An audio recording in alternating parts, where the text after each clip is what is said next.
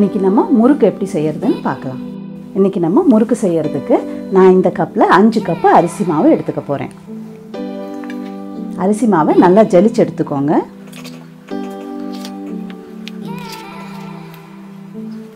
நம்ம எடுத்துருக்க 5 கப்பு அரிசி மாவுக்கு அதே கப்பில் 3/4 கப்பு உளுந்து மாவு எடுத்துக்கலாம். உளுத்தம்பருப்பை வெறும் கடாயில் நல்லா வறுத்துட்டு மிக்சியில் தூள் பண்ணி ஜலிச்சு எடுத்துக்கோங்க.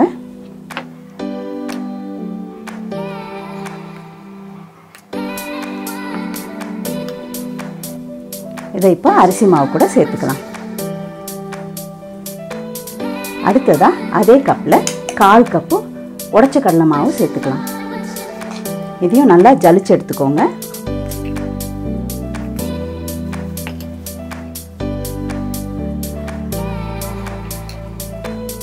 இப்போ இந்த மாவுக்கு தேவையான அளவு உப்பு சேர்த்துக்கலாம். 1 ஸ்பூன் அளவு உப்பு சேர்த்துக்கிறேன். 1 ஸ்பூன் ஓமம், இதுக்கு பதிலாக நீங்கள் சீரகம் சேர்த்துக்கிறதுனாலும் சேர்த்துக்கலாம். 1 ஸ்பூன் எள்ளு, 1/2 ஸ்பூன் பெருங்காயத்தூள். இது கூட நம்ம உளுந்து மாவு எந்த அளவு எடுத்தோமோ அதே அளவு வெண்ணெய். 3/4 கப்பு உளுந்து மாவு எடுத்திருக்கோம். ஸோ அந்த கப்லேயே 3/4 கப்பு வெண்ணெய் எடுத்திருக்கேன். இதையும் இது கூட சேர்த்துடலாம்.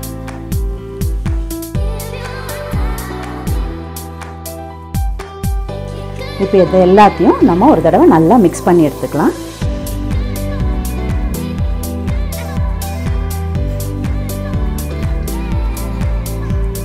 வெண்ணெயை நம்ம உருக்கி எடுத்துக்கிறதுனாலும் எடுத்துக்கலாம். பட் உருக்குனிங்கன்னா அதை நல்லா ஆற வச்சு அதுக்கப்புறம் சேர்த்துக்கோங்க. சூடாக சேர்க்கக்கூடாது.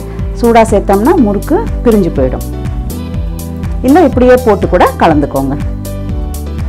நல்லா எல்லா மாவு கூடயும் மிக்ஸ் ஆகிற மாதிரி நல்லா பிசைஞ்சு விடுங்க.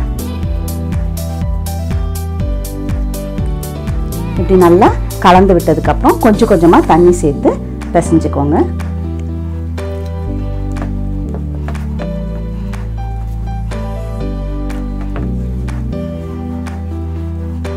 தண்ணி சேர்க்கும்போது பொறுமையாக கொஞ்சம் கொஞ்சமாக சேர்த்துக்கோங்க. தண்ணி அதிகமாகிடுச்சுன்னா முறுக்கு எண்ணெய் குடிக்கும்.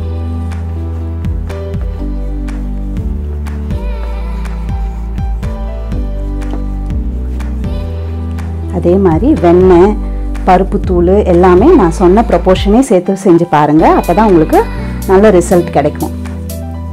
கொஞ்சம் அதிகமாகிடுச்சுனாலும் கூட நமக்கு வெண்ணெய் கொஞ்சம் அதிகமாகிடுச்சுன்னா முறுக்கு பிரிஞ்சு போயிடும். பருப்பு தூளெல்லாம் கொஞ்சம் அதிகம் கம்மி ஆகிடுச்சுன்னா உங்களுக்கு ஹார்ட் ஆகிடும் முறுக்கு. ஸோ இதில் மெஷர்மெண்ட் தான் ரொம்ப முக்கியம். ஸோ இந்த மாதிரி பிசைஞ்சு எடுத்துக்கோங்க. ரொம்ப இலக்கா பிசையாதீங்க. புளியறதுக்கு ஈஸியாக இருக்கும், பட் எண்ணெய் குடிக்கும். ரொம்ப ஹார்டாக பிசைஞ்சிட்டிங்கனாலும் முறுக்கு முழுசாக புளிய வராது, உடஞ்சி போயிடும். ஸோ அதை பார்த்து நீங்கள் அட்ஜஸ்ட் பண்ணி கொஞ்சம் தேவைப்பட்டால் அப்புறம் தண்ணி சேர்த்து கூட பிசைஞ்சிக்கலாம். தண்ணி அதிகமாக ஊற்றிடாதீங்க. இந்த கன்சிஸ்டன்சி இருந்தால் போதும் நமக்கு. இப்போ நம்ம பிசைஞ்சு வச்சுருக்க மாவை தேவையான அளவு எடுத்து இப்படி நீளமாக உருட்டிக்கோங்க. இப்போ நம்ம முறுக்கு குழா இருக்கு இல்லையா, அதுக்குள்ளே இது எவ்வளோ பிடிக்குமோ அவ்வளோ போட்டுக்கோங்க. போட்டுட்டு க்ளோஸ் பண்ணிடலாம். இப்போது முறுக்கு சுடுறதுக்கு கடாயில் எண்ணெய் வச்சுக்கலாம். எண்ணெய் சூடானதும் கரெக்டான டெம்பரேச்சர் இருக்கான்னு செக் பண்ணி பார்த்துக்கோங்க. மாவு போட்டோம்னா உடனே எழும்பி வரணும். இப்போ நம்ம முறுக்கு புழியறதுக்கு எண்ணெய் தயாராக இருக்குது.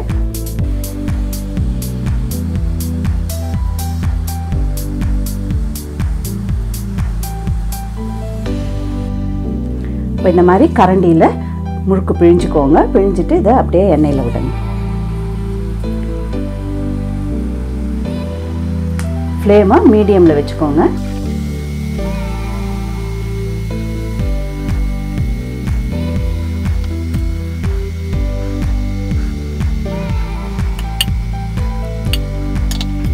இப்போ இந்த மாதிரி பபிள்ஸ் லேசாக அடங்கினதும் திருப்பி போட்டுருங்க.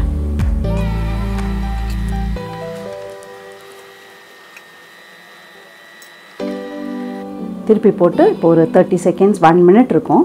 பாருங்கள், இந்த சைடும் பபிள்ஸ்லாம் அடங்கிடுச்சு. இது நம்ம வெண்ணெய் சேர்த்துருக்கிறதுனால ரொம்ப சவக்க விடக்கூடாது. இந்த ஸ்டேஜ்லேயே எடுத்துடலாம். அப்போ தான் சூப்பராக இருக்கும்.